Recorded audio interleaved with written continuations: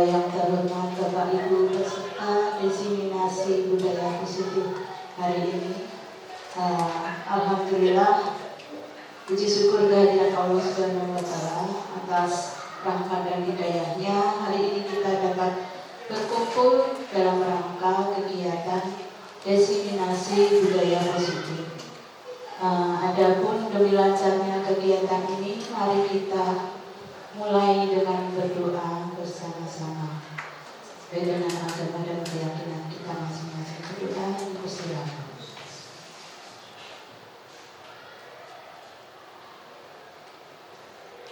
Selesai. Terima kasih. Sebelum kita mulai, akan saya bacakan dulu pada diseminasi kali ini. Nanti yang pertama nanti akan dipaparkan oleh Pak Latif, yaitu beliau akan memaparkan tentang disiplin positif dan nilai kebajikan universal.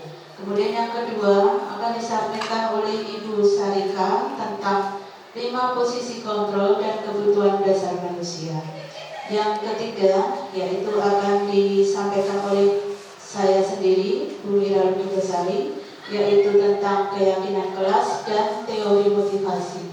Dan yang terakhir nanti akan disampaikan oleh Pak Mahros, yaitu tentang restitusi, segitiga restitusi dan juga hukuman dan penghargaan.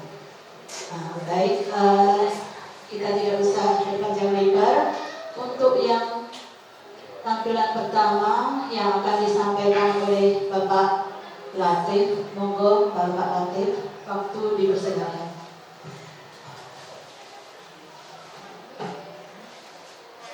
Assalamualaikum warahmatullahi wabarakatuh. Waalaikumsalam warahmatullahi wabarakatuh. Terima kasih atas kesempatan yang telah diberikan kepada saya. Saya di sini akan menjelaskan tentang aksi nyata modul 1.4 tentang budaya positif dengan materi disiplin positif dan nilai-nilai kebajikan.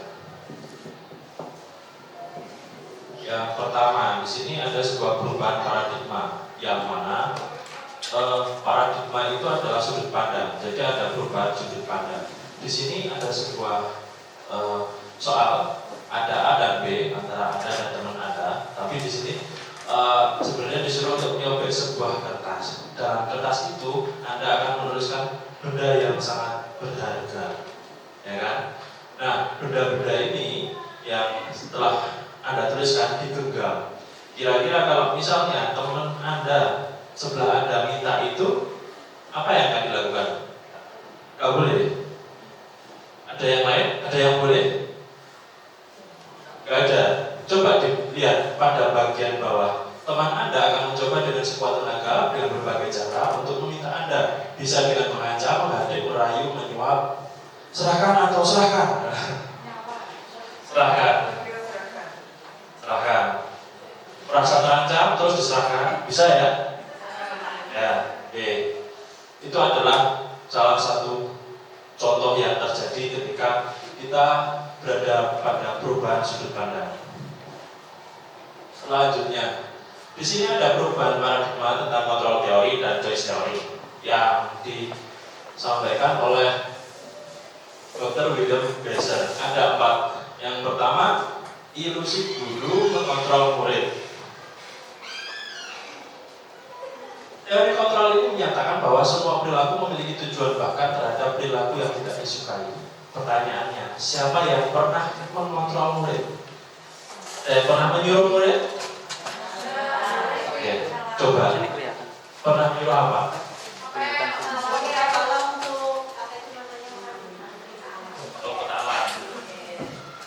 Kalau yang lain? Ketok. Pertanyaannya, anaknya mau atau enggak? Mau. Terpaksa atau tidak? Ada yang terpaksa, ada yang tidak. Nah itu yang jadi permasalahan. Jadi sudah bahas tentang sebuah ilusi guru mengontrol murid. Kita lanjutkan. Ilusi bahwa semua penguatan positif, efektif dan bermanfaat. Penguatan positif. Mbak, kalau misalnya berangkat pagi, bisa enggak? Contohnya kayak gitu kan, bujuk-bujuk, ya kan? Pernah bujuk apa? Mungkin Bu Evi, guru agama, ujian apa pernah? Dengan agama membujuk agar anak itu bagaimana caranya dia itu mau melaksanakan sholat. Gimana cara bujuknya? Membujuknya ya dengan Dengan teguran sholat. ya gimana caranya biar anak itu mau untuk melakukan sholat, walaupun pada akhirnya mereka itu melakukannya dengan terpaksa juga. Tidak apa-apa, yang penting dalam kebaikan ya. Oke, kita lanjut. Ilusi bahwa kritik dan membuat orang merasa bersalah akan menguatkan karakter. Coba Anda lihat gambarnya di situ. Gambar apa ini? Kamu pernah terlambat nggak, Pak? Ibu Dik, Ibu pernah terlambat? Belum? Kok bisa? Memang rajin berarti. Amat sangat rajin, guru berprestasi berarti. Mungkin Ibu pernah punya pengalaman yang merasa bersalah sekali dalam pas dasar sekolah itu? Apa? Nah, kira-kira gurunya bilang apa di situ? Wah, itu zamannya zaman yang sudah lama sekali ya. Nah, kalau zaman sekarang kita pegang rambutnya aja udah dibilang jambak, kita pegang tangannya dibilang ngeplak, maka kita kurangi bentuk-bentuk fisiknya. Jadi kita ngomongin aja, ngobrol terus, kayak bilang pas kalian jajan es tapi kalian lagi es terus gitu ya. Nah, itu penguatan jadi biar anaknya itu bisa biar merasa bersalah dan agar karakternya anak itu kuat. Oh, ternyata Wong Jawa mau dihulu gitu ya. Nah, lanjut. Ini teori yang keempat, ilusi bahwa orang dewasa memiliki hak untuk memaksa. Nah, di sini banyak orang dewasa percaya bahwa mereka memiliki tanggung jawab untuk membuat murid berbuat hal-hal tertentu. Nanti contoh, ambilin kotak, salah. Tapi apa yang dilakukan itu bisa diterima selama ada sebuah kemajuan berdasarkan sebuah pengukuran kinerja. Selanjutnya, ketika semua itu sudah terjadi, nanti orang dewasa itu akan sadar bahwa mereka memaksakan perilaku itu tidak akan efektif karena selalu akan ada penolakan atau bahkan akan terjadi permusuhan. Nah, kita lanjutkan. Ini perubahan paradigma, sudut pandang, perubahan tentang stimulus respon dan teori kontrol dari Stephen R. Covey. Bila kita ingin membuat kemajuan secara perlahan, sedikit-sedikit ubahlah sikap atau perilaku Anda. Namun, bila kita ingin memperbaiki cara-cara utama kita, maka kita perlu mengubah kerangka acuan kita. Ubahlah bagaimana Anda melihat dunia, bagaimana Anda berpikir tentang manusia. Ubahlah paradigma Anda, skema pemahaman dan penjelasan aspek-aspek tertentu tentang realitas. Pernah nggak dapat stimulus?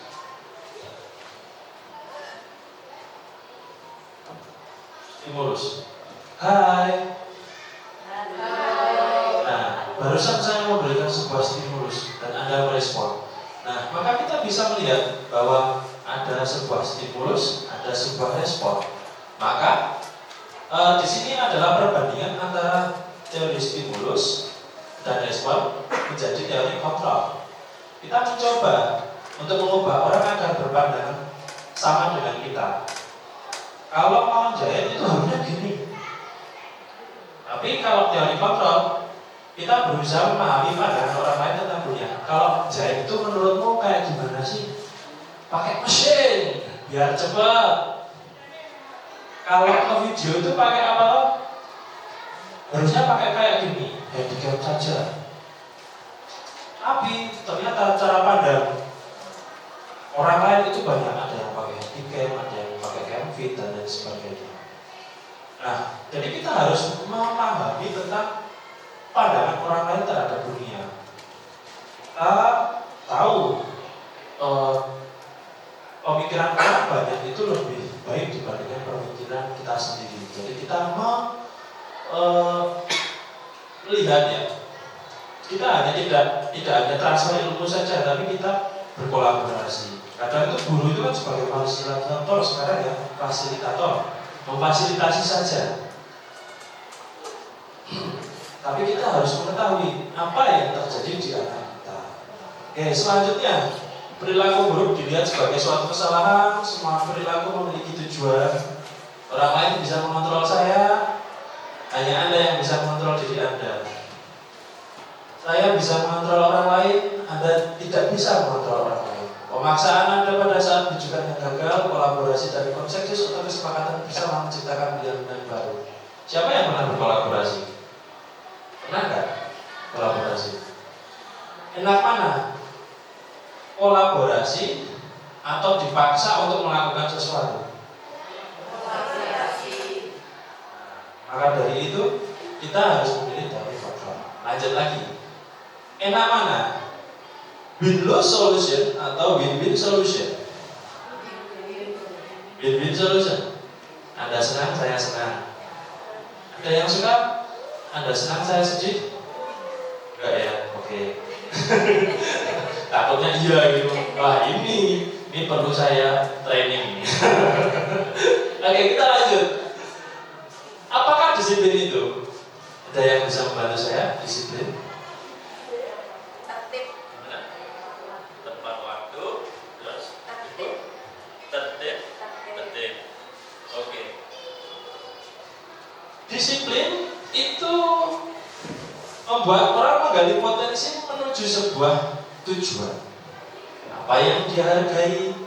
Tapi dalam budaya kita, makna disiplin dimaknai dengan apa yang dilakukan seseorang pada orang lain untuk mendapatkan kepatuhan. Seperti tadi, tertib. Kemudian kita cenderung menghubungkan kata disiplin dengan ketidaknyamanan. Biasanya dihubungkan sama apa kalau disiplin? Sanksi.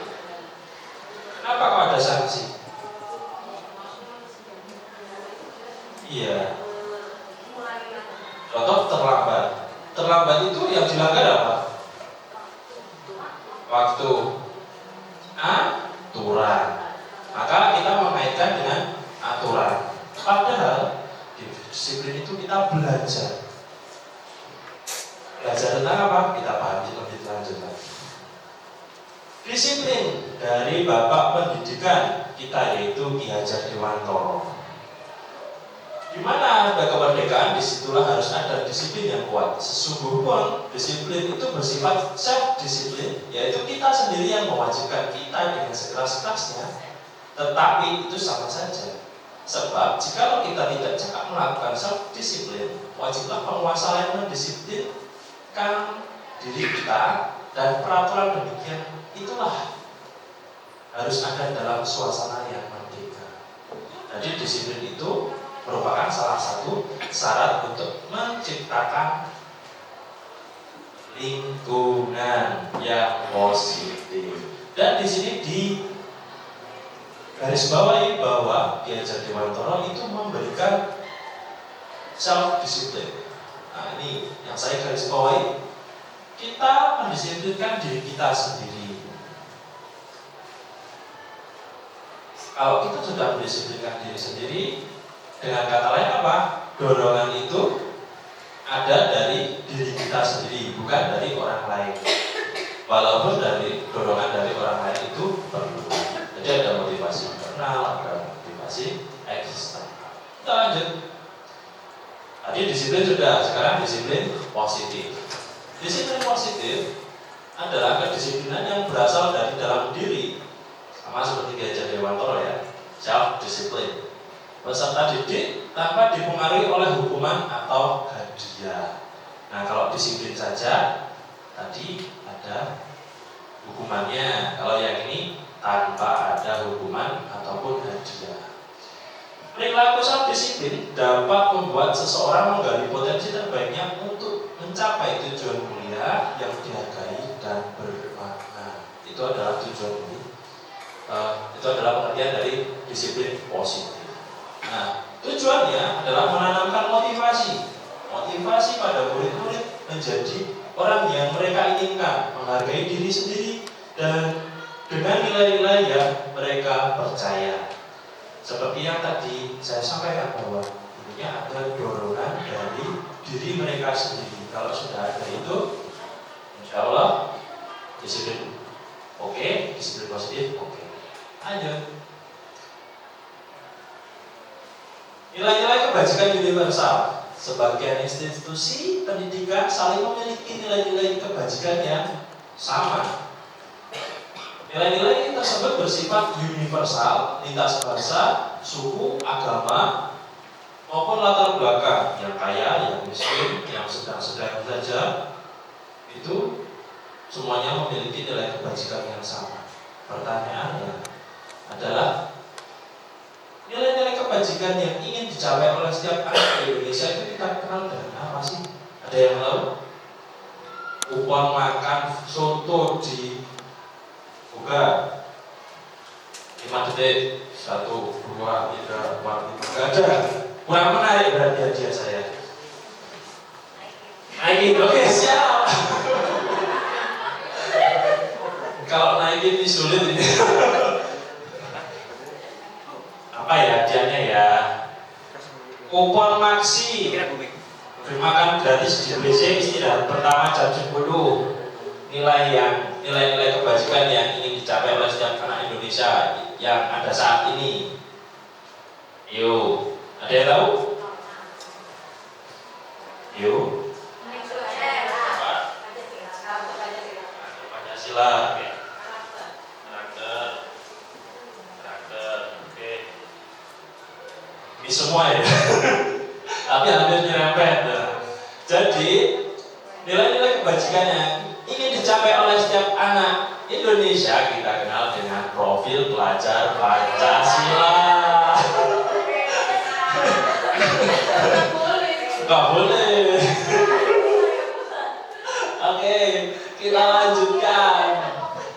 Nah, sebenarnya profil pelajar Pancasila itu sudah ada dalam visi SMK kita, yaitu salah satunya ayo, masa ya tak kuis meneh maunya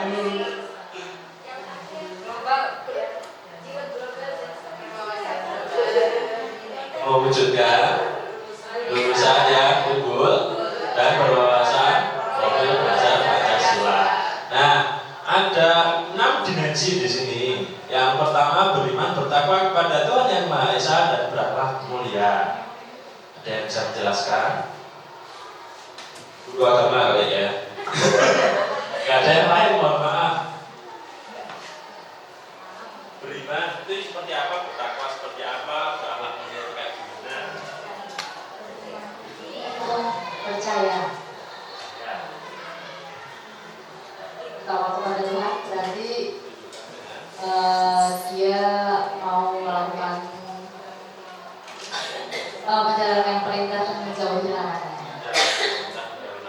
Akhlak mulia? Akhlak mulia mungkin bisa dengan saling membantu sesama. Itu masalah mulia. Saling sikap ya. Terima kasih Bu Evi. Kemudian mandiri. Mandiri ini biasanya kita tanya dengan guru yang lain. Moga Ibu mandiri.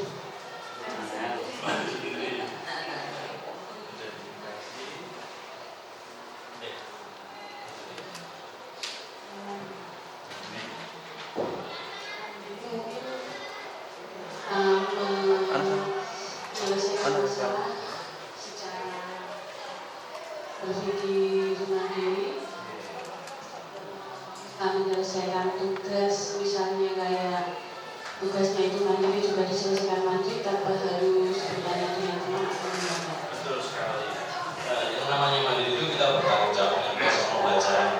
Kemudian untuk bernalar kritis ada yang bisa membantu saya mungkin tantangan. Masa ya atau kuponnya? Oke, silakan.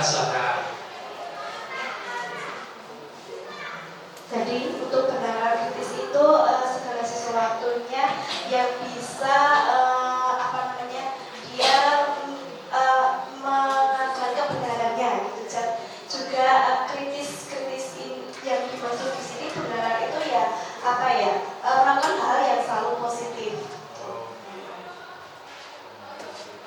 bernalar positif itu bisa diartikan lebih ke penyelesaian masalah dengan akurat itu, mulai dari identifikasi, analisis, kemudian evaluasi sampai dengan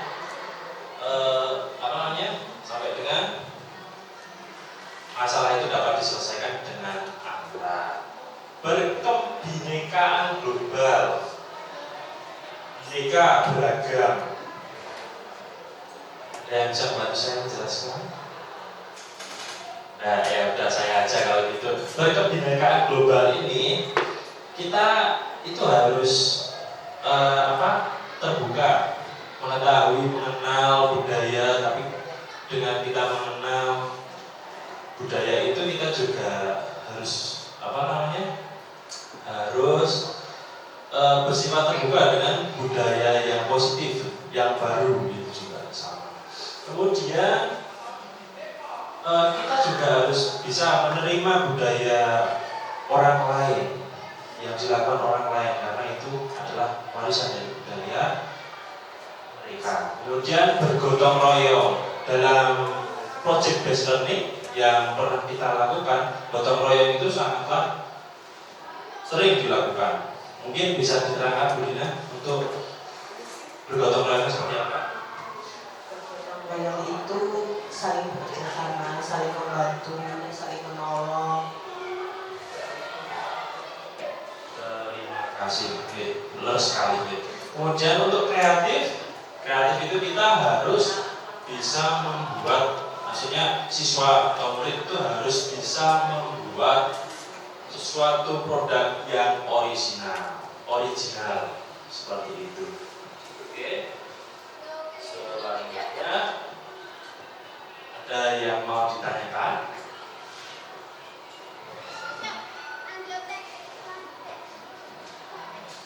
Tidak? Oke, kalau tidak, terima kasih. Iya, udah ini, cuma nggak bisa. Coba. Terima kasih.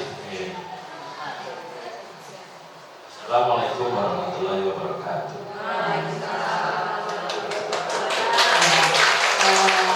Terima kasih Pak Latif atas paparannya hari ini. Untuk selanjutnya tentang 5 posisi kontrol dan kebutuhan dasar manusia yang akan disampaikan oleh Ibu Sarika.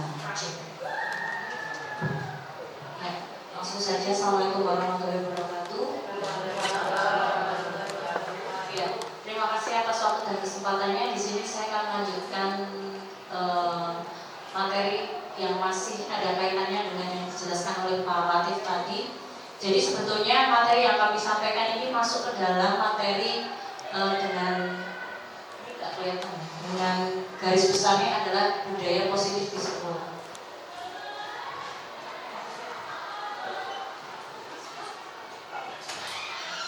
Oke, tadi Pak Latif sudah banyak membicarakan tentang budaya positif. Nah, di sini saya akan memberikan materi yang berkaitan dengan hal-hal apa saja yang mempengaruhi budaya positif tersebut. Jadi di sini yang pertama, pendukung terciptanya budaya positif di sekolah. Untuk bisa menciptakan budaya positif di sekolah, tentunya kita membutuhkan beberapa unsur pendukung yang ada di sekolah, ya Bapak Ibu. Yang pertama, kita harus melihat kebutuhan dasar siswa. Di sini secara umum dijelaskan sebagai kebutuhan dasar manusia. Kemudian nanti akan saya jelaskan apa yang dimaksud dengan budaya yang berkualitas itu. Kalau secara teoritis diartikan adalah dunia yang kita inginkan sebagai guru atau sebagai murid.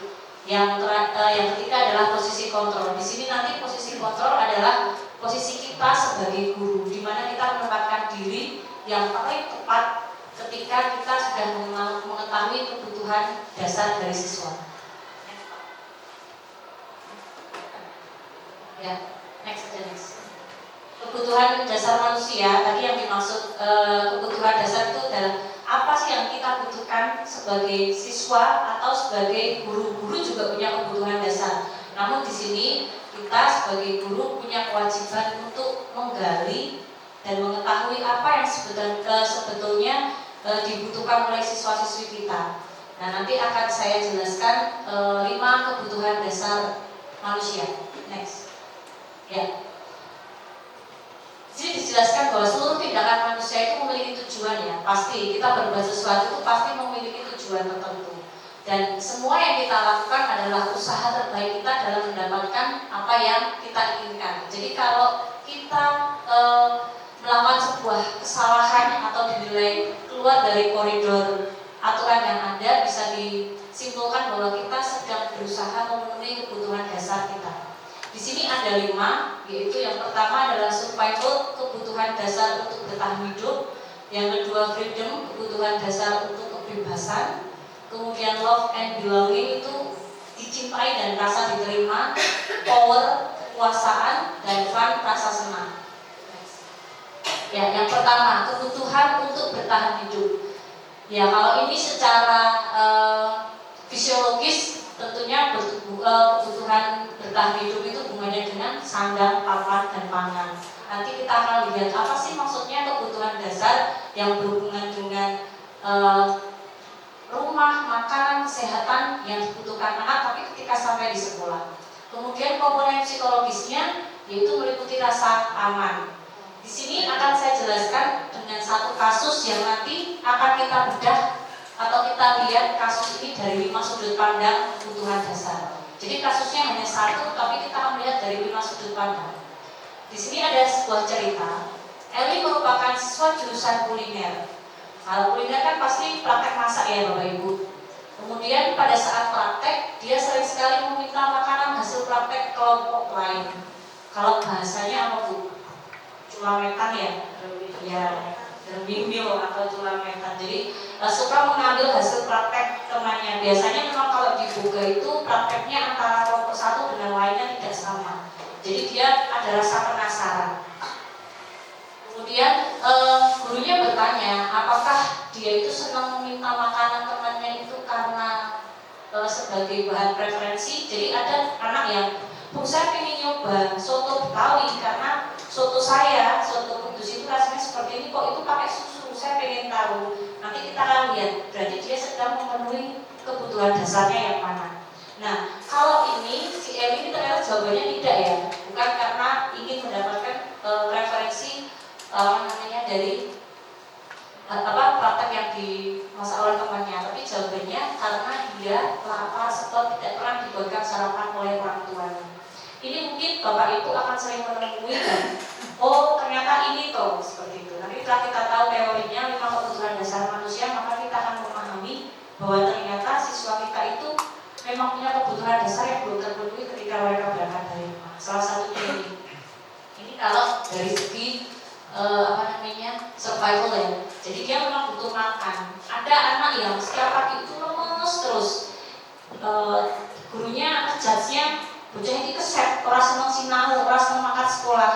Tapi kalau Bapak Ibu mencoba menggali dari sudut pandang yang lain, memahami bahwa anak itu punya kebutuhan survival, pertanyaannya bukan kamu kenapa toh kok ngantukan. Nanti akan banyak cara menggali sehingga kita tahu kebutuhannya dia. Kamu sudah ketika berangkat sekolah sudah sarapan belum? Belum Bu. Besoknya lagi kita tanya dengan pertanyaan yang sama, jawabannya belum lagi. Besoknya lagi berarti secara tidak langsung sebetulnya dia memiliki kebutuhan dasar survival yang belum terpenuhi ketika dia berangkat ke sekolah. Nah itu nanti kalau solusi harus digali lebih dalam lagi ya, karena tidak mungkin kita memberikan solusi serta-merta dan langsung pada saat itu juga. Yang selanjutnya kebutuhan akan kasih sayang dan rasa diterima. Ini yang paling banyak terjadi kalau saya lihat di siswa-siswi kita, karena kalau yang kita hadapi adalah anak yang sudah menuju remaja dewasa ya, artinya mereka sudah paham rasanya diabaikan, rasanya tidak dianggap, gitu ya. Nah, di sini kebutuhan untuk disayangi dan diterima meliputi kebutuhan akan hubungan dan koneksi sosial, kebutuhan untuk memberi dan menerima kasih sayang, dan kebutuhan untuk merasa menjadi bagian dari suatu kelompok. Bapak Ibu sering menemui anak yang kalau dibagi kelompok tidak pernah punya teman? Ada ya? Kita kadang belum sampai menggali sudah ini mesti bocahnya kurang apik, atau ngejudge ke teman yang lain yang tidak mau. Kenapa sih kamu tuh nggak mau jadi satu kelompok sama dia? Nah, di sini nanti kita akan menggali kebutuhan apa yang miliki oleh anak itu sehingga kok dia itu menjadi mungkin bukan antisosial, tapi dia secara tidak langsung memang ditolak oleh sistem di dalam kelasnya. Nah, nanti kita akan lihat anak-anak seperti itu. Ini meliputi keinginan untuk tetap terhubung dengan orang lain, teman, keluarga, pasangan. Ada anak yang memang tidak ingin terhubung, itu memang ada. Kalau kita sebutnya introvert ya, tapi introvert itu di sekolah kita tidak boleh memang memberikan tempat, kemudian dia biarkan dia sendiri, dia ingin sendiri. Tidak bisa, kita harus memfasilitasi supaya dia bisa berkolaborasi dengan temannya.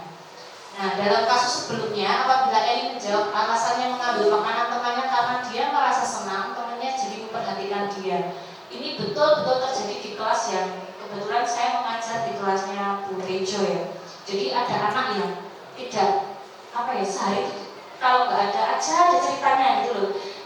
Memang sengaja berangkat sekolah yang praktek tidak pakai apron, dan dia itu sengaja lewat lalu-lalang di depan gurunya supaya ditegur. Nah, beberapa kali saya tegur, saya tanyakan kenapa tidak membawa apron, Bu. Tapi dia tuh kelihatan senang kalau gurunya itu, jadi tidak ada rasa malu. Kan ada ya yang harusnya malu, takut, gugup. Kalau ini enggak. Nah, suatu ketika saya dan Bu Tejo itu sengaja untuk tidak menegur ya, karena kami mau melihat dia sudah cukup dewasa. Itu dia kebingungan karena kok Bu Tejo sama Bu Sari kan bimbing kita ya, bimbing aku ya, padahal aku cetar-cetaran tidak membawa apron atau tidak membawa topi gitu.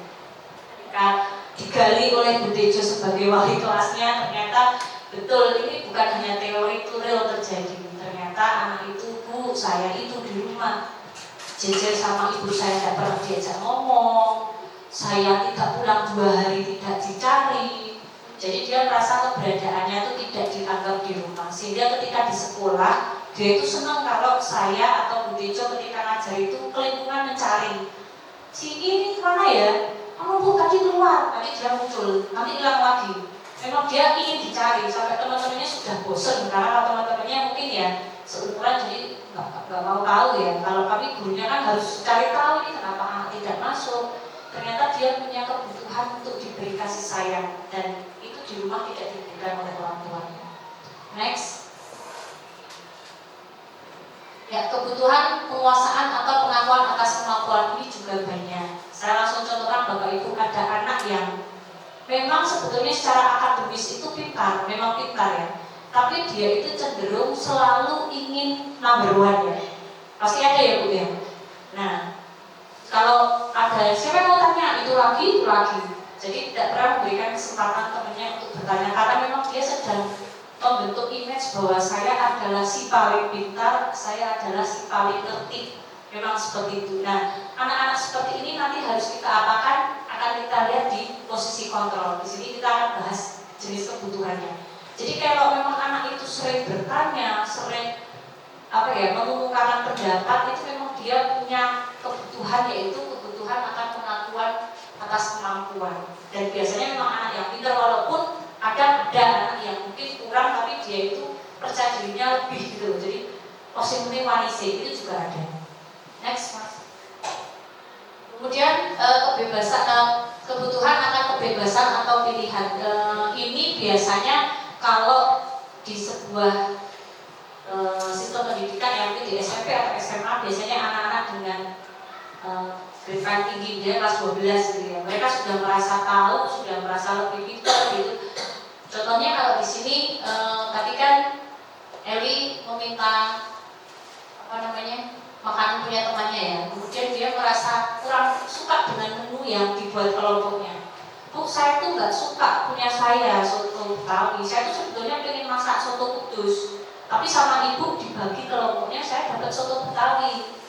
Nah, sehingga anak itu ketika pelajaran, ketika praktek juga merasa tidak senang, merasa tidak. Tapi ini terjadi terus-menerus ya. Jadi dia itu tipe yang senang diberi kesempatan untuk memilih. Ini juga ada anak yang seperti itu. Atau kebalikannya, ada anak yang justru tidak bisa menentukan pilihan atau pendapat, itu juga ada. Nah, ini baru kebutuhannya. Kemudian lanjut Mas. Ya. Yang terakhir kebutuhan akan kesenangan. Kalau ini memang biasanya terjadi pada anak-anak yang kalau kita bisa sampaikan hampir sama dengan cerita saya tadi, anak-anak yang yang di rumah. Jadi dia itu mencari cara untuk membuat dirinya senang, walaupun itu menjengkelkan orang lain. Biasanya seperti itu. Kalau seringnya ya. Kalau di sini contohnya nih, Eli menjawab bahwa ia melakukan karena senang aja, karena ia menikmati ekspresi teman-temannya yang kesal. Jadi kesalahan orang lain itu kenikmatan buat dia. Nah, jadi walaupun kita ya itu tidak wajar ya, tapi memang itu ada. Anak-anak seusia mereka itu sedang dalam pemenuhan keinginan rasa senangnya atau rasa puasnya karena sudah menjadi temannya. Biasanya kayak seperti ini juga anak-anak yang kurang perhatian. Bapak Ibu pernah menemui tidak anak-anak yang seperti ini? Sering ya? Banyak ya. Karena memang sekolah adalah salah satu tempat di mana dia bisa menemukan orang lain selain orang tuanya, keluarganya, yang pasti memperhatikan dia gitu ya. Karena kalau kita di sekolah punya tanggung jawab juga. Kemudian next Mas. Nah, sebelum kita bahas 5 posisi kontrol, saya sedikit menjelaskan ada teori dunia berkualitas. Dunia berkualitas itu maksudnya apa? Jadi dunia berkualitas itu seperti ini Bu. Kita guru itu kan pasti punya mimpi, kondisi apa yang dibayangkan oleh kita. Sekarang coba saya tanya, ketika berada di sekolah sebagai guru, panjenengan itu memimpikan murid yang seperti apa? Coba Bu Fitri bisa bantu saya. Atau kondisi kelas boleh. Terima kasih Bu Sarika. Sebagai guru di dalam kelas, saya memimpikan murid-murid yang enjoy, nyaman, tidak merasa terpaksa melakukan suatu pekerjaan atau proyek di Busana, di mana proyeknya Busana itu kan sangat banyak sekali. Sehingga saya berusaha bisa berkomunikasi dengan anak-anak, menggali apa kemauan dan keinginan anak-anak, sehingga ketika di dalam kelas anak melakukan pekerjaan itu tidak dengan terpaksa.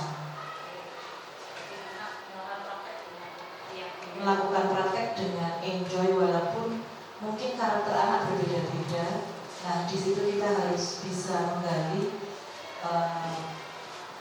karakter anak satu persatu sehingga apa yang mereka inginkan bisa tercapai walaupun mungkin belum 100% sebenarnya. Begitu Bu Sarika. Terima kasih Bu Fitri. Ya.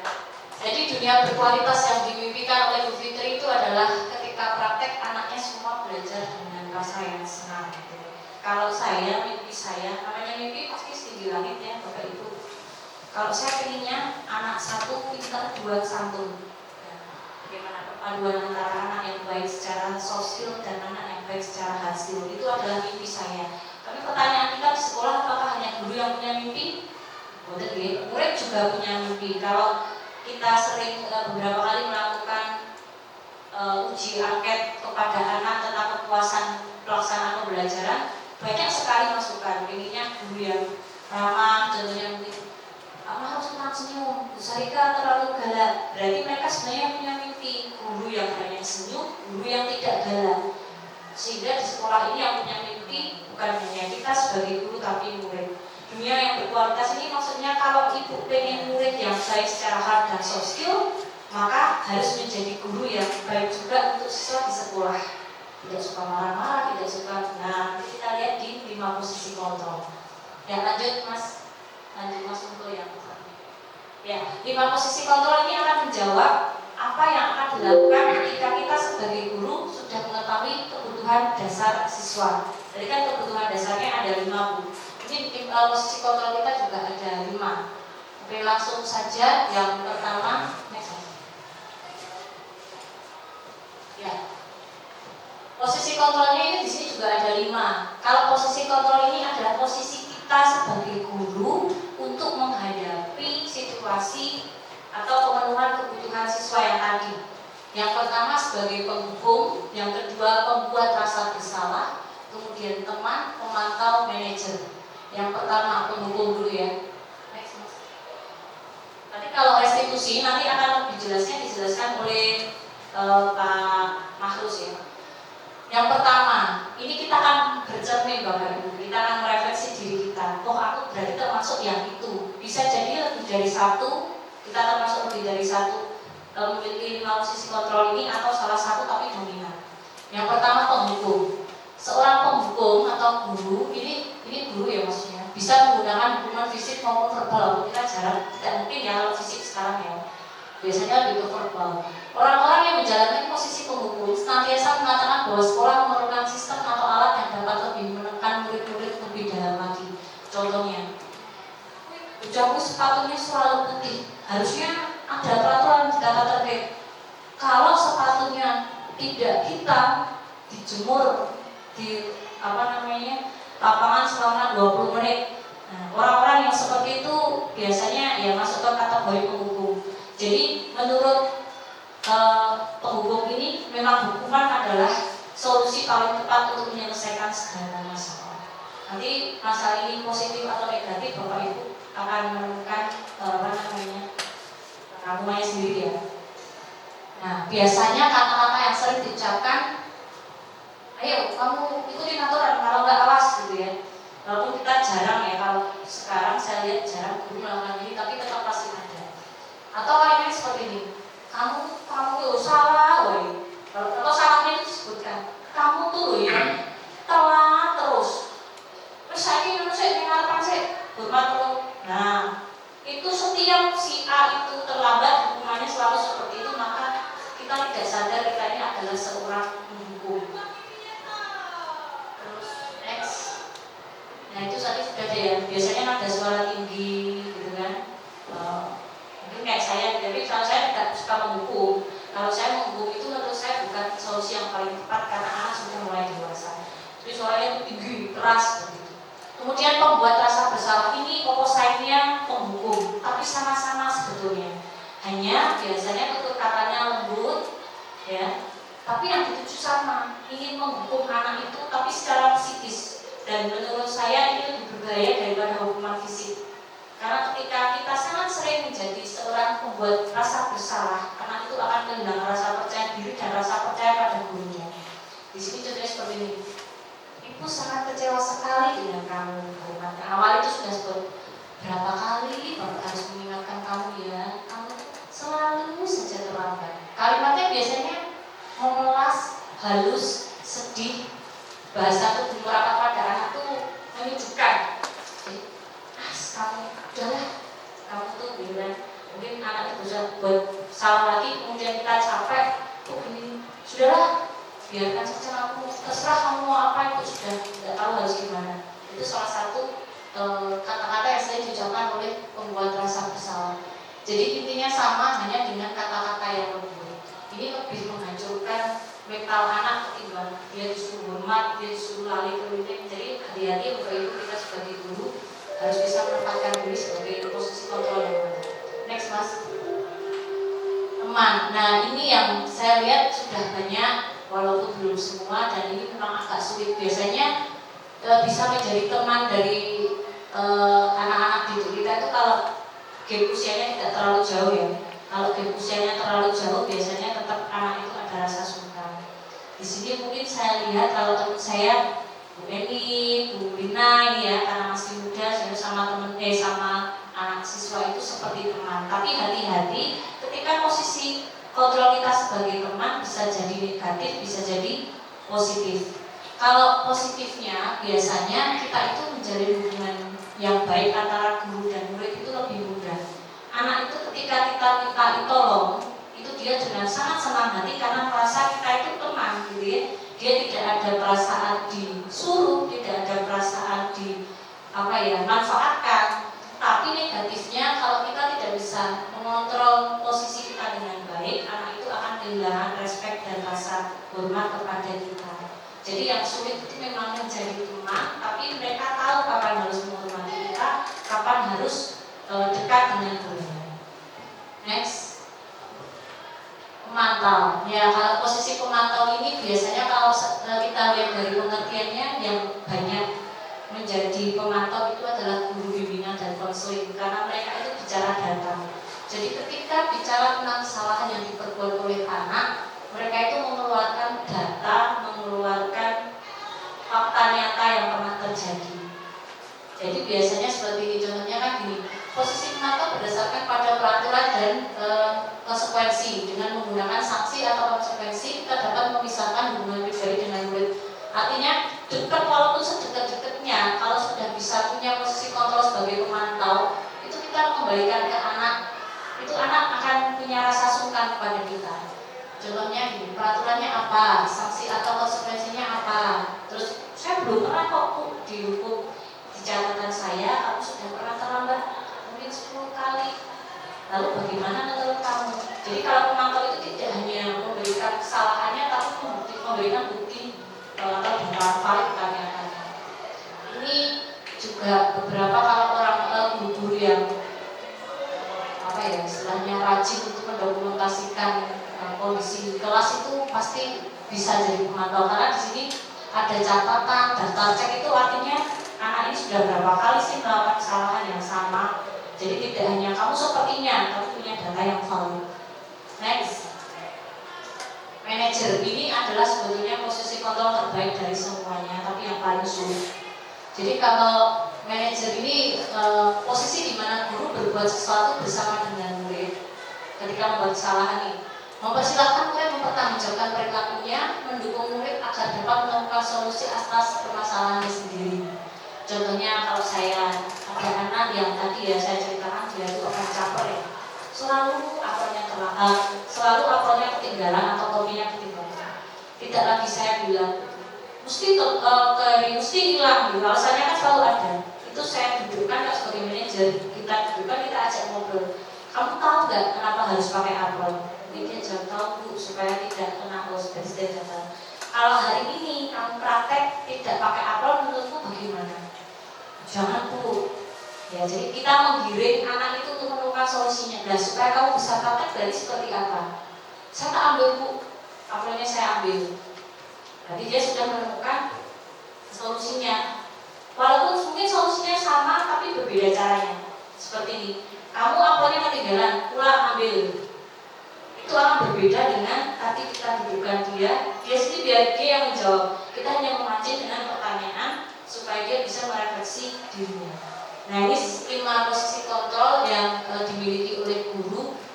Manakah kita masuk yang mana? Kalau menurut saya guru itu juga punya banyak peran ya. Bisa jadi kalau lagi moodnya bagus ya jadi manajer dan teman. Gitu Bapak Ibu.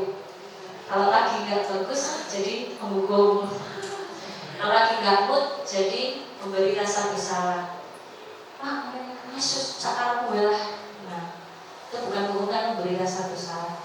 Nah, kalau kita sudah mengetahui kebutuhan dasar yang dimiliki oleh siswa, kemudian kita tahu 5 posisi kontrol kita, harapannya dari teori ini adalah kita bisa memberikan pelayanan berpusat pada anak. Ketika anak itu berbuat kesalahan maupun anak itu punya kebutuhan yang tersembunyi, kita bisa menggali dan menemukan solusi. Ya, mungkin demikian paparan dari saya. Mungkin adakah yang mau ditanyakan? Monggo. Atau sudah cukup jelas? Ya Bapak Ibu, ya Bu Budi, monggo. Warahmatullahi wabarakatuh. Yang ingin saya tanyakan ketika saya ketemu dengan siswa saat dia praktek, kemudian sebenarnya dia rajin, tapi ada karakter dia itu yang itu meremehkan guru. Jadi kalau kita tegur itu kayak marah, kayak gak terima, terus kayak mau melawan. Nah, karena kita merasa dia sudah besar, kalau kita atasi dengan kekerasan pasti dia akan lebih marah atau lebih liar. Tapi kalau kita diamkan, kita takut juga kalau karakter dia tidak bisa melembut. Nah, itu menurut misalnya itu bagaimana cara kita mengatasi anak yang seperti itu. Terima kasih Bu Budi, pertanyaan yang sangat-sangat bagus ya, karena ini real ada. Bu Budi cerita itu pasti karena pernah mengalami di Bu Budi. Jadi kalau kebutuhan tadi menurut Bapak Ibu mana Bu? Anak ini sangat pintar, sehingga dia itu mendominasi. Kadang sampai meremehkan gurunya karena dia merasa nanti pintar, aku ngerti. Jadi memang ada. Kebutuhan mana yang dipenuhi oleh anak tadi Bu? Dari tadi yang survival, fun, kemenuhan, kemampuan, betul. Kalau Bu Budi menanyakan menurut saya, menurut teori 5 posisi kontrol ini, dia adalah tentang pemenuhan pengakuan kemampuan. Kalau anak yang seperti itu dan kita sudah mengajar anak yang sudah cukup dewasa, kalau saya malah dia diberi tempat sebagai tutor teman sebaya.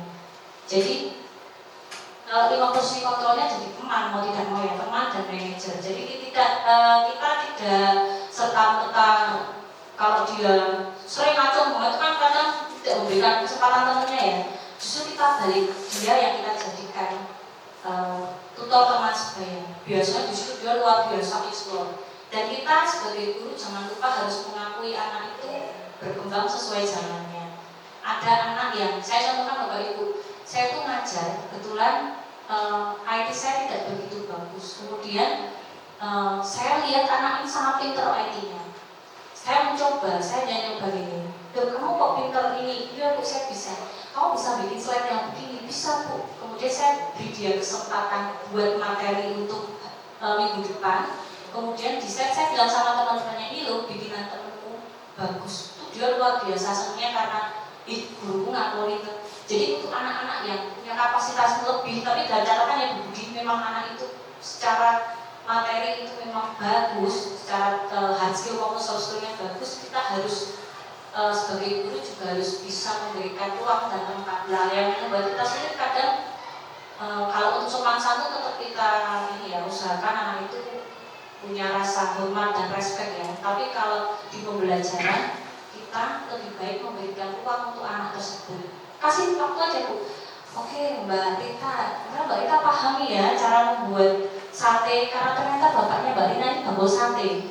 Otomatis pinter loh dia setiap hari megang sate ya kan.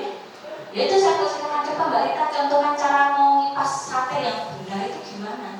Dia itu pasti bersemangat itu karena dia sudah dibilang pinter ya kan. Tapi kalau anak yang saya kok tidak terlalu pinter tapi pinter itu beda cerita ya. Nanti harus kita bimbing lagi. Tapi kalau memang dia pinter, saya sering kayak contohnya kalau saya ikut di SPW, tidak perlu saya sebutkan namanya, tapi teman-teman buka mungkin tahu. Ada satu anak yang memang dia usianya di atas temannya semua karena dia anak TS, anak tidak sekolah. Dia sudah tidak sekolah 2 tahun, jadi kelas 1 kemarin dia 19 tahun, bayangkan. Secara usia dia sudah sangat matang ya, cara berpikirnya jauh dari teman-temannya. Ketika teman-temannya dari anak-anak, dia sudah maju pesat. Setiap gurunya saya tahu saya bisa malah saya jadikan ketua SPW, saya suruh bagi piket, saya suruh begini begitu jalan semua. Bu, hari ini yang piket Ibu. Wah itu malah mainannya bukan saya sebagai guru ya. Tapi tak cek ya kerjanya bagus-bagus juga ya kok. Gitu loh. Ketimbang saya pura-pura tidak tahu dia bisa, terus dia pengen, soalnya memang anak ini pintar ya, memberikan masukan tajam ya. Bu, sotonya di itu nggak enak Bu, saya bisa bikin soto lebih enak. Ini seperti yang di dalam buku dengan dia sudah apakah saya harus jominya ya? Tidak, saya bilang coba bikin. Kamu bikin itu gak lihat seenak apa yang punya apa benar lebih enak. Dan ternyata dia pernah praktek waktu bulan ya Bu, dan memang enak. Jadi ya sudah kita mengakui, jangan ya sudah kamu berarti besok bikin produk ini ya di SPW. Nah yang itu yang gak enak. Yang penting itu kalau sekarang kamu bisa, kamu bikin sendiri. Oh siap Bu. Memang anak itu perlu diberi wadah intinya budi. Jadi kita sebagai guru pun harus juga legowo mengatur bahwa anak itu punya kemampuan dan harus diberikan kesempatan. Menurut saya itu sih. Kalau sudah tidak ada, terima kasih. Demikian materi tentang kebutuhan dasar siswa dengan berkualitas dan 5 posisi kontrol yang bisa saya paparkan. Maaf kalau ada kata-kata yang menyinggung. Saya tutup. Wassalamualaikum warahmatullahi wabarakatuh.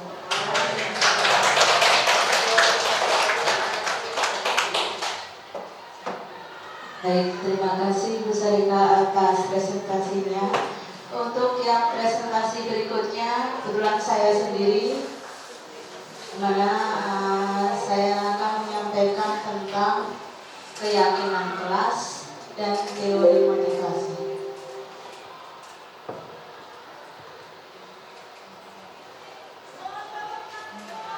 Kasih semangat Bapak Ibu. Mari kita ya semangat dulu ya. Tepuk 1, tepuk 2, tepuk 3, semangat. Baik Bapak Ibu,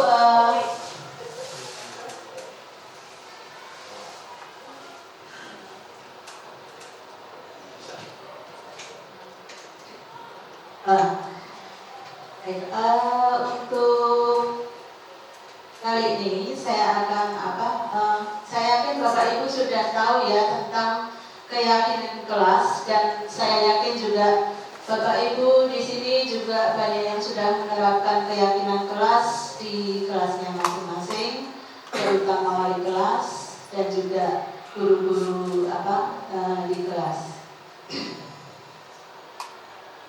Ya, sebelum kita mulai, saya ingin tanya dulu, apa ya beda keyakinan kelas dan peraturan kelas?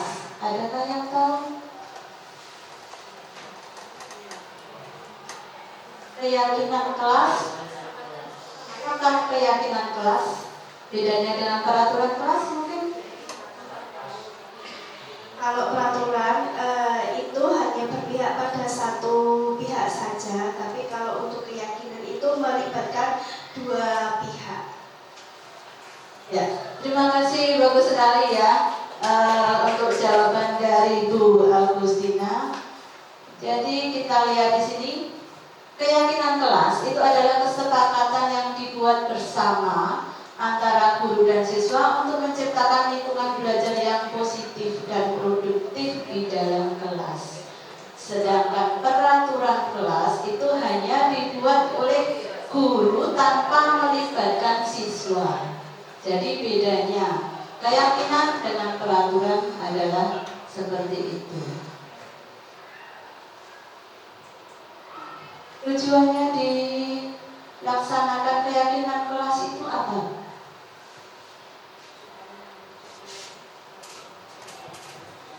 Agar siswa itu memiliki kepemilikan dan motivasi yang lebih tinggi. Jadi keyakinan kelas itu melibatkan siswa dalam proses membuat aturan, kemudian mereka juga memiliki tanggung jawab bersama dan lebih termotivasi untuk mengikuti aturan yang sudah mereka bantu buat bersama-sama. Jadi bedanya kalau dibuat oleh guru dengan dibuat bersama dengan siswa, itu otomatis siswa merasa mereka ikut bertanggung jawab karena mereka juga dilibatkan dalam pembuatan keyakinan kelas tersebut. Selain itu, untuk keyakinan kelas juga fokus pada nilai-nilai positif. Jadi keyakinan kelas itu lebih fokus pada nilai positif yang ingin ditanamkan, seperti rasa hormat, tanggung jawab, kerjasama, dan juga ini juga mendorong siswa untuk berperilaku baik secara intrinsik. Jadi tadi sudah dijelaskan oleh Bu Sarika. Jadi mereka itu berperilaku positif itu berdasarkan dari dalam mereka sendiri. Jadi tidak dari luar.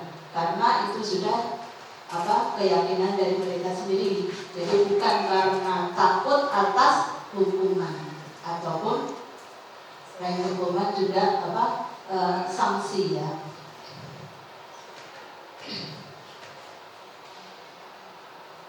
Kemudian juga selain itu keyakinan kelas itu akan meningkatkan pemahaman dan internalisasi. Jadi meskipun peraturan kelas penting, namun keyakinan kelas juga memberikan manfaat yang lebih untuk menciptakan lingkungan yang positif dan memotivasi siswa untuk berperilaku baik. Nah, sekarang juga kita lihat. Di sini ada pertanyaan. Mengapa kita memiliki peraturan tentang penggunaan helm pada saat mengendarai kendaraan roda 2? Adakah yang tahu, Bapak Ibu? Supaya selamat. Ya, untuk apa, Bu Juli? Untuk melindungi kepala supaya saat jatuh itu tidak terkena benturan. Ya, betul sekali.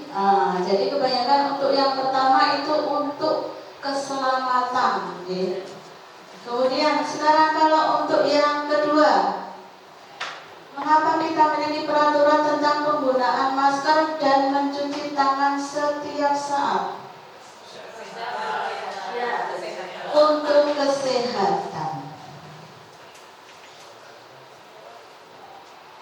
Ya, jadi ini kemungkinan jawaban dan ternyata memang iya ya. Bapak Ibu menjawab apa yang pertama untuk keselamatan dan yang kedua itu untuk kesehatan. Nah sekarang dari jawaban pertanyaan tersebut itu nilai keselamatan dan kesehatan itu kita sebut sebagai keyakinan. Jadi kita yakin kok pakai helm, itu berarti selamat ya, untuk keselamatan, bukan hanya untuk apa? Biar tidak terkena polisi, tidak, tapi biar kita aman, selamat. Dan juga tadi memakai masker dan juga cuci tangan untuk kesehatan. Itu keyakinan itu merupakan nilai-nilai kebajikan universal yang disepakati secara tersirat. Jadi secara tidak langsung itu merupakan nilai-nilai kebajikan.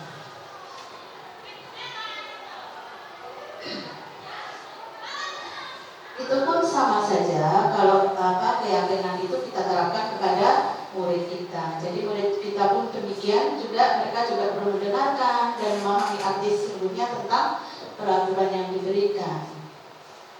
Kemudian juga nilai-nilai kebajikan di balik peraturan tersebut.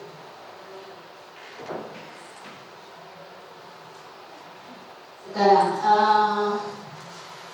mungkin selama ini Bapak Ibu sudah melakukan pembentukan keyakinan kelas ya. Nah di sini saya akan menjelaskan sedikit tentang cara pembentukan keyakinan kelas. Jadi keyakinan kelas tersebut lebih bersifat abstrak daripada peraturan yang lebih rinci. Kemudian keyakinan kelas itu merupakan pernyataan-pernyataan yang universal. Yang universal itu contohnya yang seperti apa ya? Universal itu yang umum. Jadi berupa pernyataan-pernyataan yang umum. Misalnya apa ya? Pernyataan umum ya datang tepat waktu, itu kan pernyataan umum. Kemudian juga pernyataan keyakinan kelas senantiasa dibuat dalam bentuk positif. Jadi sebisa mungkin kita membuat keyakinan kelas itu dalam bentuk positif. Jadi misalnya apa? Kalau jangan merokok,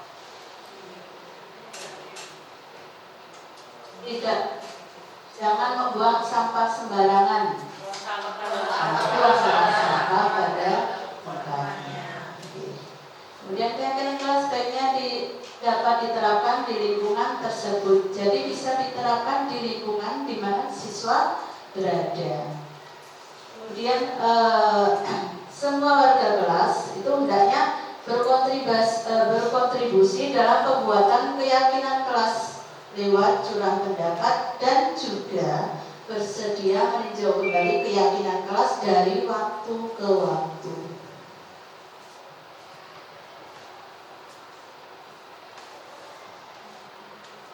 Baik, di sini saya berikan prosedurnya, yaitu yang pertama mempersilahkan murid untuk curah pendapat tentang peraturan yang perlu disepakati untuk dijadikan keyakinan kelas atau sekolah. Kemudian mencatat masukan-masukan dari semua murid. Jadi antara murid satu dengan yang lain tentunya beda, ya kan? Misalnya yang satu ingin pembelajaran yang menyenangkan, yang satu lagi mungkin ingin apa? Pulang lebih awal. Itu jelas itu. Kemarin saya coba itu ada yang pulang lebih awal, pembelajaran menyenangkan. Oh ya, enak-enak untuk murid. Yang enak-enak untuk murid itu semuanya anak ditulis semua. Nah, dari semua yang sudah curah pendapat dari siswa itu kita ambil yang positif yang bisa dijadikan untuk keyakinan kelas. Jadi di sini ada contohnya, misalnya dari kalimat negatif yang sudah curah pendapat dari siswa, ada kalimatnya jangan berlari di kelas atau koridor, jangan membuang sampah sembarangan, jangan meminjam tanpa izin. Nah itu kita ubah lagi menjadi kalimat positif. Contohnya, berjalanlah di kelas atau koridor, buanglah sampah pada tempatnya. minta izin apabila akan minjam barang dan seterusnya.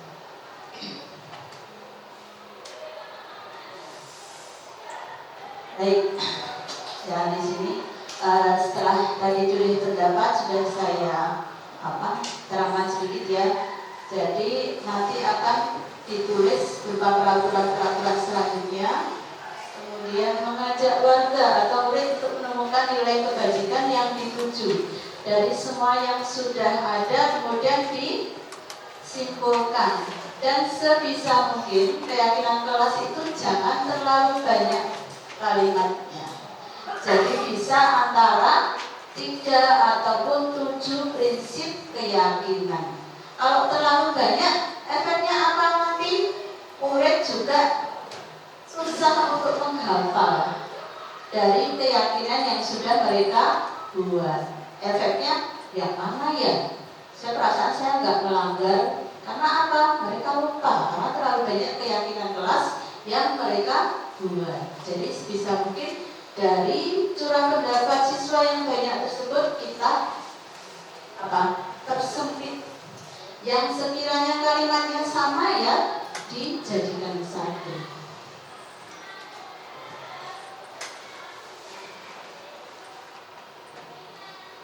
Baik, berikut ini hanya contoh saja dari keyakinan kelas. Jadi tidak bisa dalam bentuk seperti yang contoh pertama. Setiap anggota kelas perlu dan seterusnya. Kemudian selalu tepat waktu atau bisa dalam bentuk kalimat juga bisa.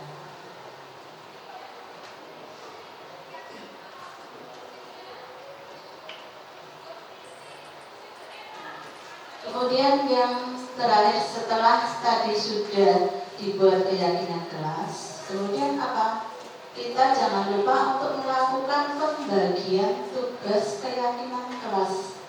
Maksudnya apa itu? Ini misalnya datang tepat waktu itu merupakan tugas siapa? Apakah tugas murid ataukah tugas guru? Ya, jadi pembagian tugas keyakinan ini diharapkan untuk apa? Biar ada kejelasan dari keyakinan tersebut merupakan harus dilaksanakan oleh siapa? Apakah harus dilaksanakan untuk murid saja? Ataukah guru juga berhak melakukan atau wajib melakukan? Nah, itu tujuan dari pembagian tugas keyakinan kelas. Ini contohnya, misalnya selalu tepat waktu. Tepat waktu jelas itu mengacu yang harus tepat waktu guru juga murid. Kemudian menghargai pendapat orang lain. Menghargai pendapat orang lain itu yang harus menghargai siapa? Ya, baik guru ataupun murid, dua-duanya harus saling menghargai. Kemudian komitmen terhadap tugas. Kalau kita membuat keyakinan kelas, ada kalimat komitmen terhadap tugas. Nah, itu tugasnya siapa? Murid. Ya. Jadi jangan sampai keliru, nanti guru juga harus mengumpulkan tugas, tidak lagi guru tanggung jawabnya dengan kepala sekolah ya. Kemudian yang keempat, senantiasa membantu satu dengan yang lain. Nah, ini sebenarnya tugas siapa?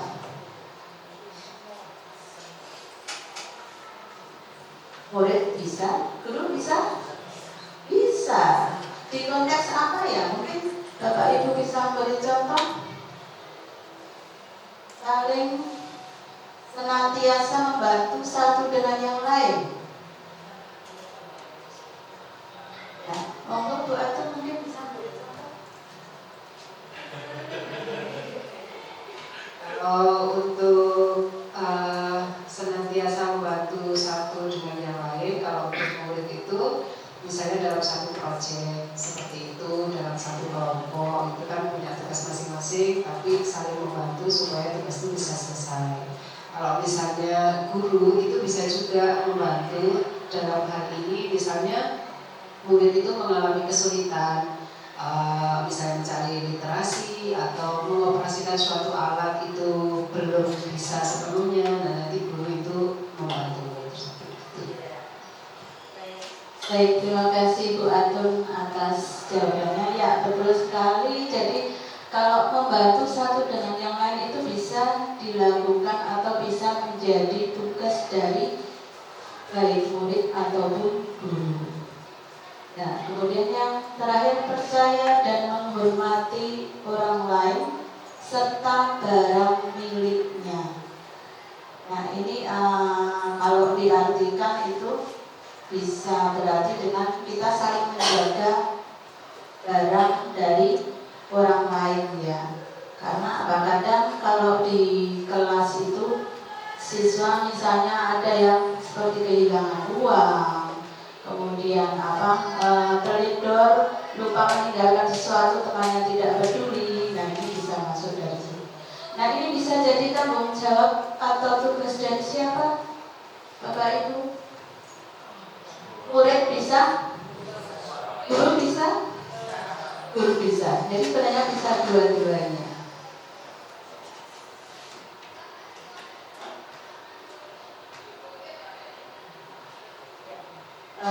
Baik, tentang tadi keyakinan kelas mungkin ada yang ingin ditanyakan terlebih dahulu sebelum saya lanjut ke materi berikutnya.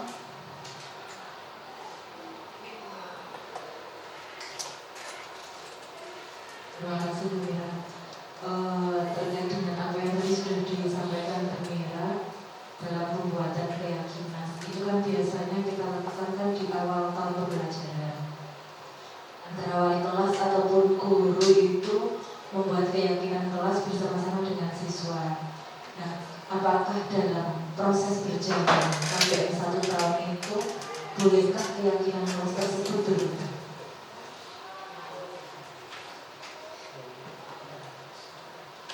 Ya, terima kasih. Untuk pertanyaan dari Bu Fitri, apakah bisa berubah? Kira-kira bisa tidak? Bisa. Bisa. Dan itu pun berdasarkan kesepakatan bersama antara murid dan guru. Misalnya kenapa ya kok di tengah-tengah kemudian kok berubah, misalnya apa? Ya, misalnya tidak relevan. Seperti ini. Kalau dulu mungkin dilarang tidak penggunaan HP, tidak diperbolehkan, ya. Nah, mungkin seiring dengan berjalannya zaman, sekarang kan juga pembelajaran itu kita menuntut IT. Akhirnya HP boleh digunakan pada saat pembelajaran, tapi dengan syarat enggak? Biasanya dengan syarat ya. Biasanya dengan syarat pada saat guru meminta untuk mempergunakan. Nah itu. Jadi dari peraturan yang lama bisa, dari keyakinan yang sudah dibuat sebelumnya, mungkin dengan perkembangan zaman bisa diubah di tengah-tengah bisa. Jadi seperti itu. Ya. Ada lagi? Sampai deh. Nah, baik. Berikutnya saya akan mencoba menjelaskan tentang motivasi perilaku manusia. Jadi berdasarkan teori dari Diane Goshen dalam bukunya Restructuring School Discipline, itu menyatakan ada 3 motivasi perilaku manusia. Yang pertama yaitu untuk menghindari ketidaknyamanan atau hukuman. Di sini, ini adalah tingkat terendah dari motivasi perilaku manusia. Jadi biasanya orang itu motivasi perilaku untuk menghindari hukuman atau ketidaknyamanan itu akan bertanya, apa yang akan terjadi apabila saya tidak melakukannya? Jadi sebenarnya mereka menghindari permasalahan yang mungkin muncul dan berpengaruh pada mereka baik secara fisik maupun psikologis, ataupun tidak terpenuhinya kebutuhan mereka bila mereka tidak melakukan tindakan tersebut. Nah, motivasi seperti ini biasanya disebut dengan motivasi eksternal. Jadi motivasi dari luar. Karena apa? Karena mereka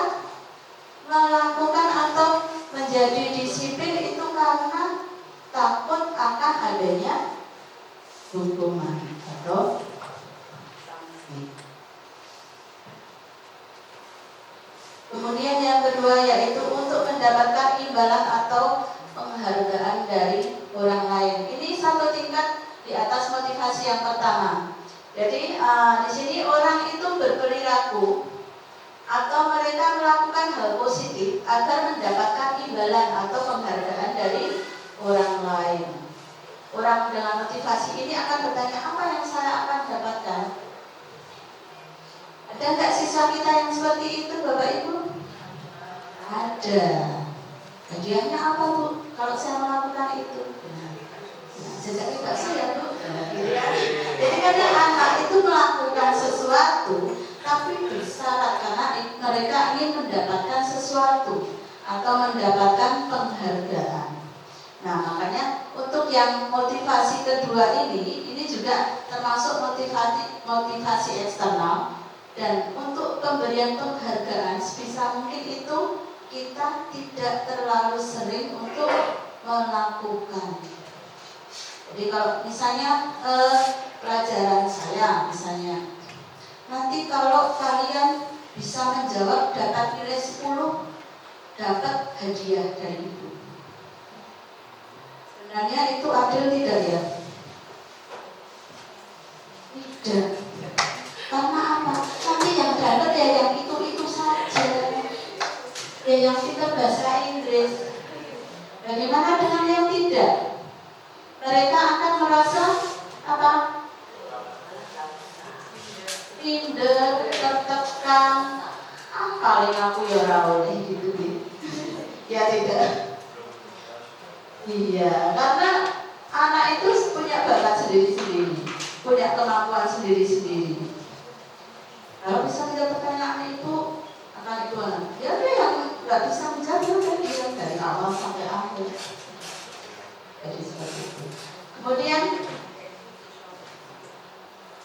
yang ketiga yaitu untuk menjadi orang yang mereka inginkan dan menghargai diri sendiri dengan nilai-nilai yang mereka percaya. Nah, dari orang dengan motivasi ini akan bertanya, akan menjadi orang seperti apa kalau saya melakukan. Kemudian mereka melakukan sesuatu itu karena nilai-nilai yang mereka yakini dan hargai.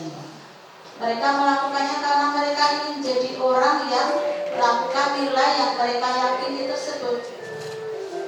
Nah, motivasi seperti ini itu membuat orang memiliki disiplin positif dari dirinya sendiri. Nah, ini motivasi ini merupakan motivasi internal dari dalam diri sendiri. Sekarang coba saya ingin tanya, misalnya Bapak Ibu lari-lari ingin absen tepat waktu, itu motivasinya apa sih?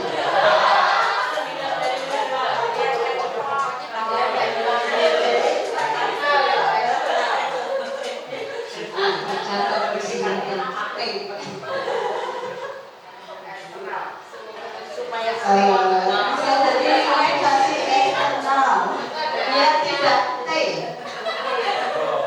dia tidak T. Mungkin ada lagi yang mempunyai motivasi lebih dari itu. Bu Ana, saya lihat Bu Ana itu datang, yang lain belum ada datang, itu Bu Ana mesti sudah datang duluan. Nah, saya ingin tahu motivasi dari Bu Ana untuk datang tepat waktu apa ya Bu Ana ya?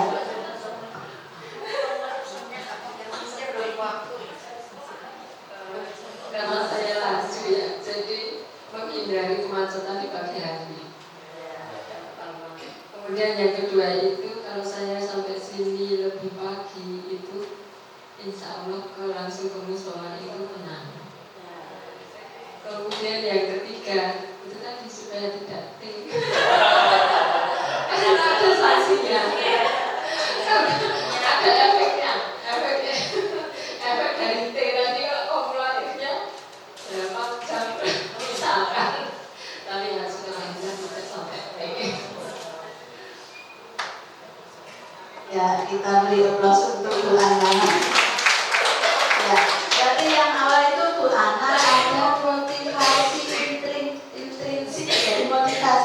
dalam diri. Kalau datang lebih awal itu tenang, jadi tidak tergesa-gesa. Untuk memulai segala sesuatunya juga lebih nyaman, ya kan? Kalau mengajar kita misalnya mengajar sudah datang terlambat langsung naik di lantai 3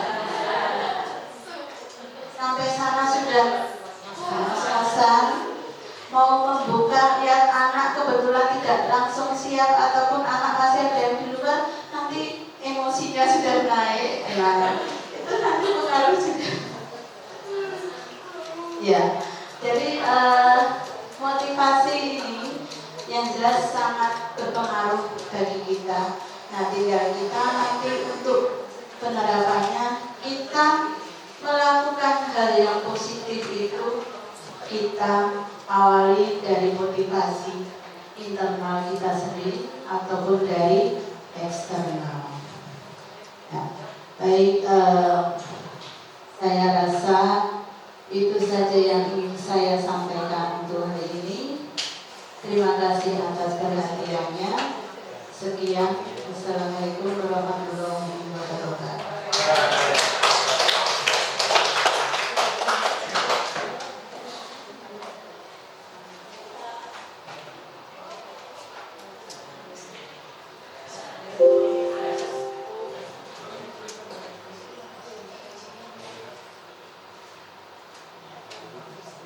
Untuk berikutnya yaitu pemaparan dari Bapak Mahrus tentang restitusi, segitiga restitusi. Nah, ini kelanjutan dari paparan saya, gitu. Itu monggo tidak diperhatikan. Monggo Pak Mahrus. Terima kasih atas waktunya Bu Mira. Assalamualaikum warahmatullahi wabarakatuh.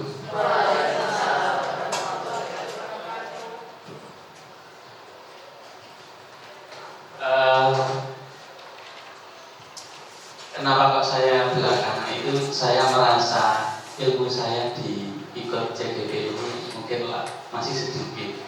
Jadi saya terangkan belakangan itu mulai saya memakai metode yang berdiskusi dulu. Nanti pada akhirnya kita akan membahas segitiga restitusinya.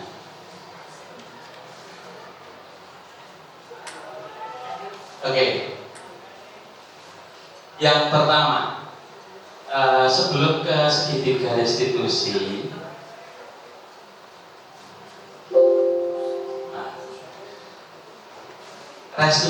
restitusinya dulu. Nah, menurut Gosen di buku 2004 dan 96, di 2004 dulu, restitusi adalah proses menciptakan kondisi bagi murid untuk memperbaiki kesalahan mereka. Nah, jadi kalau dari tadi awal itu adalah teori-teori metode yang sangat detail. Nah, dari di restitusi ini itu kayak mencakup semuanya. Jadi gabungan dari semuanya nanti itu sewaktu melakukan restitusi maka akan mempertimbangkan teori-teori dari awal tadi. Yang kedua, salah satu restitusi juga merupakan proses kolaboratif yang mengajarkan murid untuk mencari solusi untuk masalah mereka sendiri, membantu murid berpikir tentang seperti apa yang mereka inginkan. Jadi itu dua restitusi menurut Chelsom Gosen. Nah, selanjutnya saya akan mengajak berdiskusi Bapak Ibu guru, yaitu mulai dari identitas yang gagal itu sebenarnya berupa hukuman tadi, terus juga identitas yang sukses itu merupakan disiplin, konsekuensi dan restitusi. Maka kita bedakan ketiga-tiganya. Yang pertama merupakan hukuman bila mana dampak pada murid tersebut akan menjadikan murid itu marah, merasa bersalah, rendah diri, mengasingkan diri. Itu berarti hukuman. Sedangkan konsekuensi itu tidak menghilangkan hak anak waktu jeda atau time out, penahanan, detention, ya, dulu bahasa Inggrisnya, detentionnya itu anak tidak terganggu, sedangkan restitusi itu anak tidak kehilangan waktu, namun bersemangat untuk memperbaiki diri. Apakah ada Bapak Ibu mempunyai contoh dari ketiga identitas tersebut? Kira-kira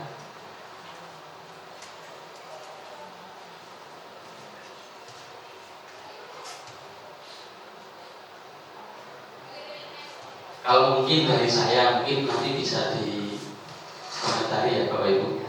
Kalau dari saya seumpama anak terlambat, nah kalau tadi terlambat dalam pelajaran, sekarang terlambat dalam masuk aja. Sewaktu anak terlambat, maka apa hukuman itu menjadikan anak marah atau merasa bersalah? Mungkin sewaktu telat itu langsung dimarahin ya. Kenapa kamu telat? Langsung dihukum, sana lari, mutar ngerim gitu. Mungkin gitu ya hukuman. Enggak juga. Seperti apa Bu Eni kalau biasanya sama Pak Reza di depan?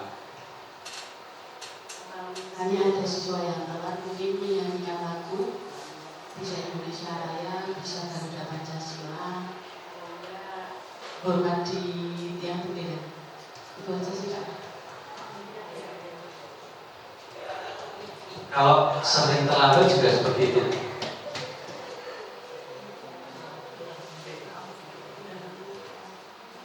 Kalau sering terus seperti itu. Dan kemungkinan anak itu terlambat itu ada yang jarang ya Pak yang sering. Mungkin kalau 1 minggu sekali, dan saya tidak pernah menemukan untuk anak yang terlambat itu dari hari Senin sampai hari Jumat. Terima kasih Bu Eni. Ya, mungkin beberapa anak untuk seumpama tidak hafal dengan lagu yang disuruh, atau sewaktu panas-panasnya udah dia tergopoh-gopoh terus disuruh hormat pada bendera, itu hukuman ya. Kalau konsekuensi atau kehilangan hak waktu pelajaran, berarti kalau konsekuensi itu adalah si anak sendiri tidak datang ke sekolah meskipun terlambat, itu berarti dikasih sesuatu yang nantinya dia tidak merasa rugi dalam belajarnya. Mungkin kalau lagu tadi kan berarti ada kemungkinan yang menyuruh adalah sewaktu pas tugas guru seni, yang lagunya dipilihkan pas ada di pembelajarannya. Atau kalau guru agama, ya sudah, kalau sudah telat sana doa dulu umpama, maka dia tidak akan merasa waktunya itu sia-sia. Dari hukuman, dari konsekuensi yang anak terlambat itu tidak menjadi sia-sia. Jadi dalam tujuan dia masuk itu dia mendapatkan sesuatu. Belajar kan tidak harus di dalam kelas. Nah, jadi tadi sudah bukan berbentuk hukuman, tapi berbentuk konsekuensi. Sedangkan restitusi yang gimana? Restitusi itu adalah tadi semuanya Bu Eni menjawab, jarang kok Pak ya tiap hari, mungkin seminggu sekali. Artinya kalau restitusi berarti guru itu harus menggali kenapa dia terlambat.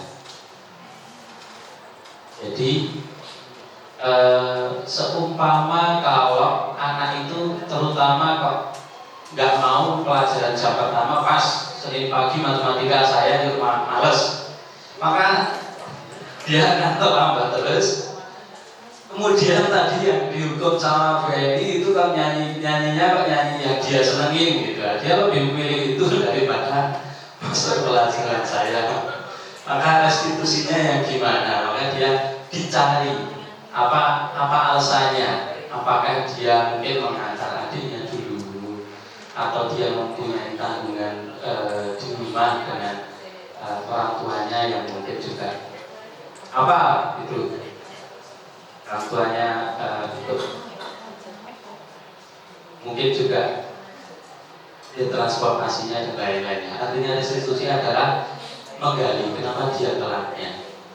Yang kedua, tiba-tiba tidak diharapkan atau sangat melukai itu tadi, hukuman itu yo kadang melukai. Kira-kira apa ya yang melukai? Mungkin Bu Atul bisa mencontohkan. Kalau melukai itu misalnya tanpa banyak bertanya sudah langsung menuduh gitu misalnya. Misalnya datang terlambat, kamu datang terlambat karena baru siang ya. Kamu datang terlambat karena kamu malas ya. Langsung seperti itu. Jadi melukai hati dari murid tersebut. Ya, saya juga dapat ilmu yang baru dari Bu Atul. Seperti itu. Contoh melukai, langsung menuduh. Jadi apalagi kok menuduh dengan cara yang sangat menyakiti sekali. Tadi kayaknya masih ringan gitu, kamu bangunnya siang ya. Coba kalau kamu motornya tua macet ya, itu kan lebih melukai lagi. Melukai. Kamu rumahnya malah sawangan, cabuduk kok ini kan, melukai itu.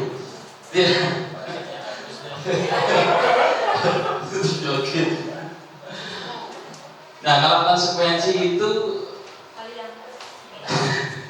sudah diketahui masuk akal. Sedangkan restitusi berupa undangan untuk mengadakan restitusi, yaitu tadi digali kenapa dia terlambat. Mungkin sama jawabannya, rumah saya sawangan, tapi tidak langsung dengan dituduh gitu, dipojokkan. Tadi kenapa emang kamu rumahnya mana? Mereka bisa dengan kalimat yang berbeda juga bisa. Mandarin kali saya. Nah, yang ketiga, kalau hukuman biasanya dibuat oleh guru sekolahan, itu peraturan itu ada hukumannya. Sedangkan konsekuensi bedanya adalah dibuat guru dan murid. Kayak mungkin kemarin saya juga melakukan kesalahan sewaktu Bu Atul juga sewaktu kita di kelas pertama kali masuk kelas itu kan disuruh membuat kesepakatan kelas. Nah, saya masih mengarahkan gitu Bu Atul, berarti saya masih konsekuensi.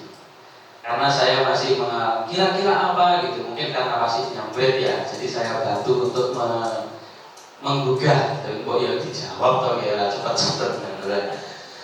Yang seharusnya restitusi itu semuanya dari murid. Nah, jadi kemarin saya mungkin masih ada masukan dari saya, berarti saya masih melakukannya konsekuensi. Yang terakhir, yaitu hukuman itu menyakitkan, mengkritik, menyindir, merendahkan. Tadi meninggikan rumahnya. Konsekuensi itu membantu guru menyatakan peraturan, melakukan peringatan. Itu aja masih konsekuensi Bu Eni tadi. Kamu tahu kan peraturannya? Itu aja masih konsekuensi. Sedangkan restitusi ya itu tadi dengan cara yang halus menggali apa alasannya, kenapa, masalahnya apa gitu. Karena sudut pandangnya pasti berbeda.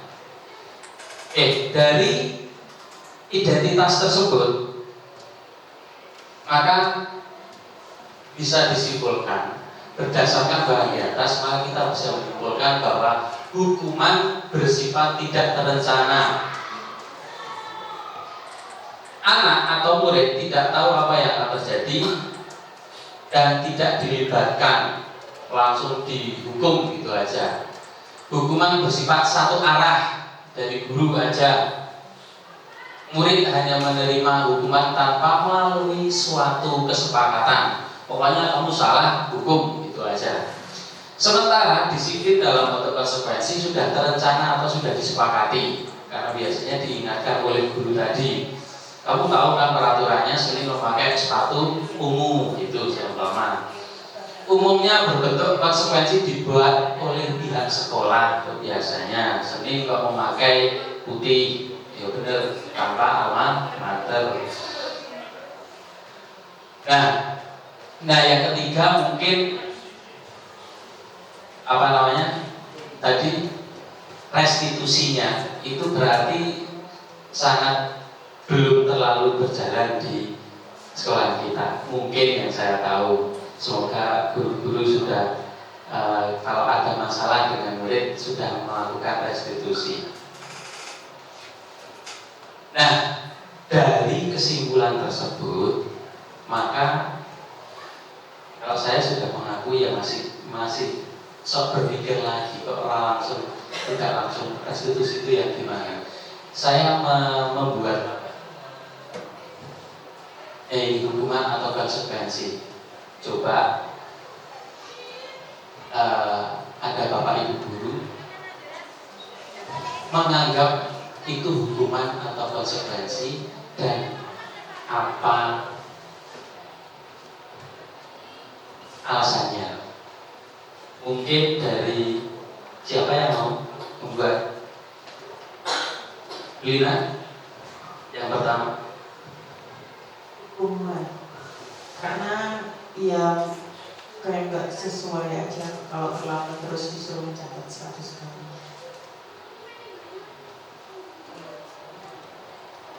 Oke, terima kasih. Dari Bu Lina yang pertama itu hukuman, karena tidak selalu terlambat itu disuruh mencatat 100 kali di dalam buku kalimat.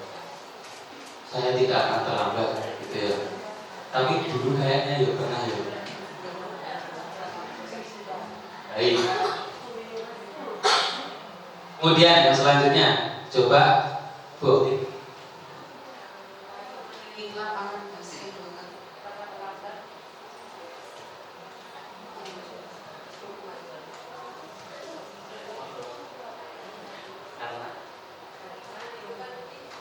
Lambat lagi di sekolah.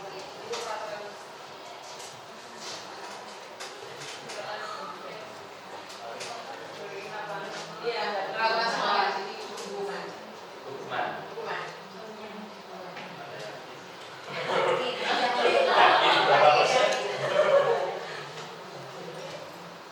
Padahal sebelum ini saya ingat lagi, yang peraturan sekolah itu sudah konsekuensi loh. Sedangkan hukuman itu tadi yang membuat anak marah, sakit dan begitu. Jadi kalau ya baik. Yang diskusi ya Bu ya. Mungkin kalau saya sendiri ya masih agak gagal. Terima kasih. Coba untuk yang lain, Bu.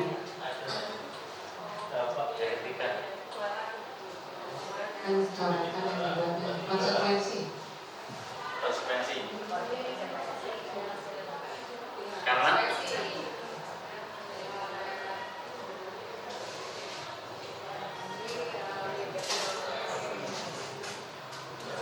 akhirnya tanggung jawab kan supaya konsekuensi. Terima kasih. Sebenarnya yang diharapkan kenapa menjawab konsekuensi atau hukuman itu kembali ke yang tadi. Kenapa kok? Oh itu anak mesti marah, itu hukuman.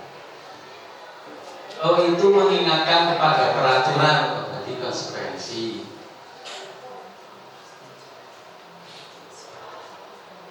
Yang keempat, murid diminta untuk push up 15 kali karena tidak menggunakan masker di sekolah. Konsekuensi atau hukuman? Hukuman ya, hukuman. Maaf.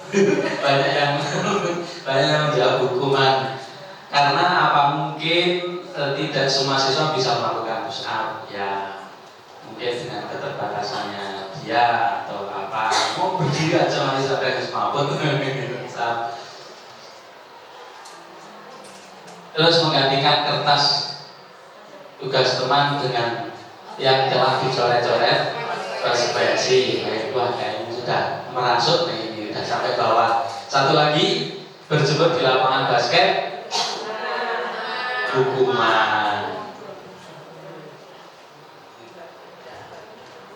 Ya, 12 siang itu nggak harus pas panas ya, hujan juga ya. Ya, baik. Nah, kayaknya sudah bisa menjawab semua, berarti sudah mulai merasuk, mulai dari Pak El, Bu Sarika, Bu Mira sudah mulai merangkum. Kayak sudah terlihat, agak-agak lupa tadi teori kecil-kecilnya gitu ya. Oke. Maka segitiga restitusi itu adalah proses menciptakan kondisi bagi murid untuk memperbaiki kesalahannya, sehingga karakter mereka lebih kuat ketika kembali pada kelompoknya. Jadi proses untuk menciptakan, berarti seperti kalau tadi contohnya apa, busa itu jagongke ngadani, sehingga sewaktu dia keluar itu mempunyai tingkat kepedean lebih gitu ya. Secara biasanya kalau di apa ya, di logo-logo segitiga restitusi itu seperti ini, yaitu ada tindakan menstabilkan identitas, kemudian memvalidasi tindakan, dan menanyakan keyakinan. Kalau saya rangkum gini, paling mudah saja. Kalau kita jatuh atau anak bermasalah, itu kan biasanya derdek atau apa, kita ini nggak fokus. Maka yang pertama dilakukan adalah menstabilkan, distabilkan dulu. Setelah distabilkan apa? Divalidasi. Nah, saya kini jatuh nopo to remi belum, mau aku kebanteran, itu memvalidasi. Baru yang terakhir menanyakan keyakinan. Juk, nek wis yakin, sudah tenang, sudah berpikir, kan yakin mau apa gitu. Jadi kalau saya simpelnya seperti itu. Mungkin Bapak Ibu yang mendengar dari tadi pemaparan dari teman-teman mungkin akan lebih luas bahasanya. Bahasanya saya simpelnya seperti itu. Satu, menstabilkan identitas itu contohnya adalah tidak apa-apa, berbuat salah gitu. Jadi anak sebenarnya goreng gosong gitu ya, kan ya. Ora apa-apa, sebenarnya meneng.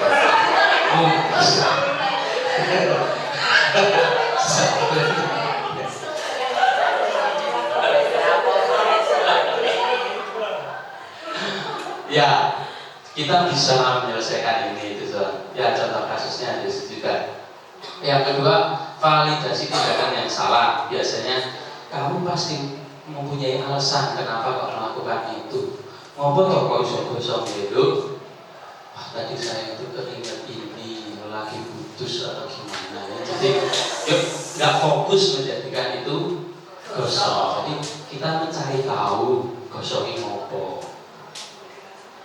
Setelah stabil kan jadi dicari tahu, ditakoni, yang distabilisasi, yang undung-undung nanti gituin deh.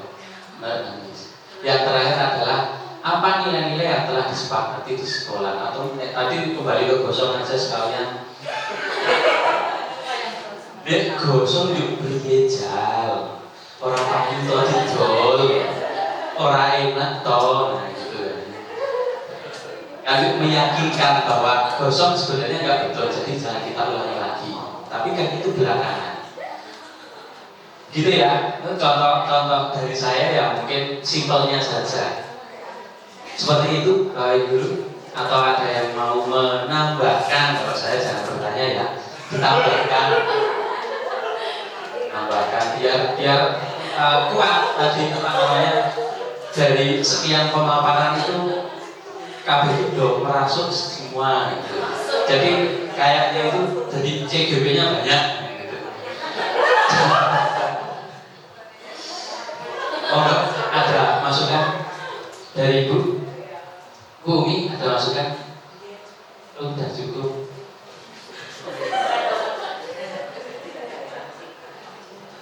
Dari ujung Bu Titi gimana?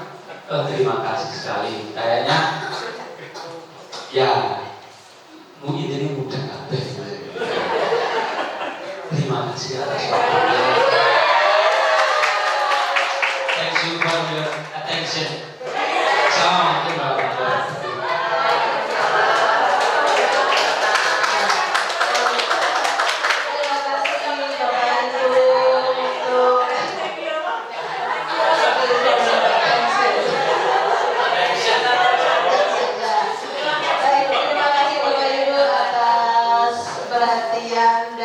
Kehadiran pada hari ini, tapi sebelum saya menutup saya ingin dari dulu dari Bapak Ibu.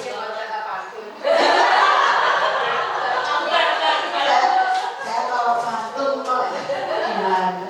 Ya, saya ingin balik dari Bapak Ibu setelah Bapak Ibu mendapatkan pemaparan dari kita berempat, apa yang Bapak Ibu rasakan atau apa yang Bapak Ibu dapatkan? Bu Umi, mungkin. Terima kasih atas waktu yang diberikan kepada saya. Saya mengikuti pemaparan dari 4 CCC ini. Materinya luar biasa. Materi itu materi bisa kita terapkan dalam kegiatan kita sehari sebagai guru. Karena kita berhadapan dengan murid yang berbagai kondisi, yang sehingga dari keempat Bapak Ibu guru yang memaparkan tadi bukan materi yang abstrak misalnya. Saya lebih memahami ini dan bisa kita terapkan menjadi strategi kita. Tadi yang restitusi itu ya, restitusi itu anak kita perlakukan sebagai manusia. Ya, kita memanusiakan anak sehingga istilahnya kalau bahasa Jawanya kalau kita tidak mau dijubit ya jangan nyubit. Jadi sama-sama anak juga manusia, kita ibu guru juga manusia, sehingga yang terjadi nanti komunikasinya enak, anak tidak marah, tetapi tujuan kita untuk memperbaiki anak itu bisa tercapai. Jadi harapannya karakter anak bisa lebih baik, guru juga menjalaninya juga nyaman. Terima kasih, itu yang sudah saya sampaikan. Assalamualaikum warahmatullahi wabarakatuh. Baik, terima kasih. Terima kasih atas berbagi. Ada yang satu lagi? Oh, Bernardi.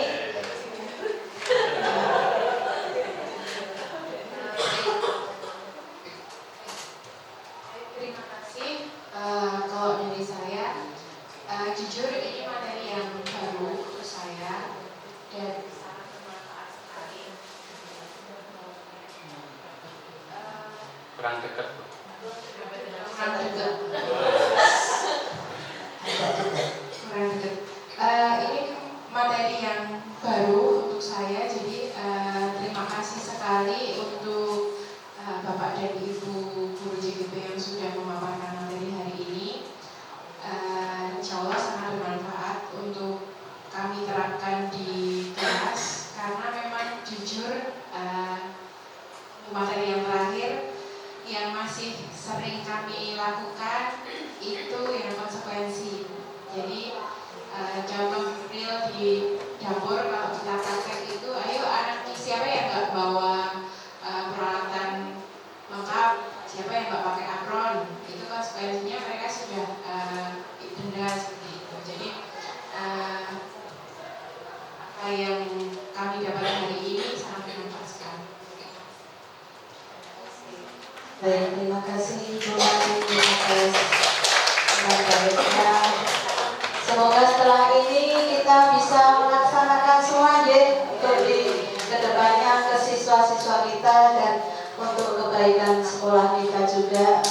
Semoga sekolah kita nantinya lebih baik. Kita jadi SMK dulu ya. SMK bisa. SMK bisa. SMK Negeri 3 Magelang cerdas luar biasa.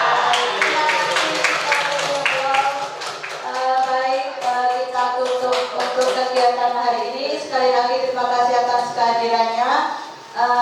Kami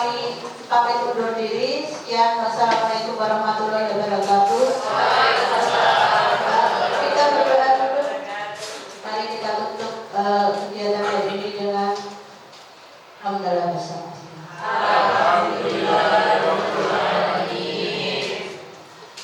Terima kasih